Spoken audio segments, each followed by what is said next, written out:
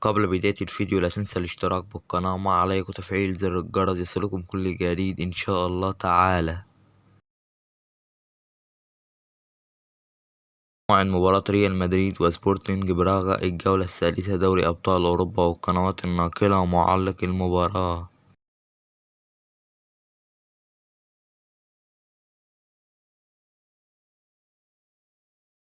موعد المباراة الثلاثاء 24/10/2023 توقيت المباراة الساعة 10 مساء بتوقيت مصر.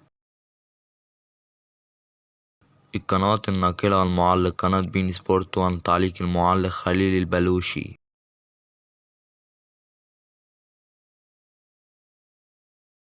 ملعب المباراة ملعب بلدية براغا.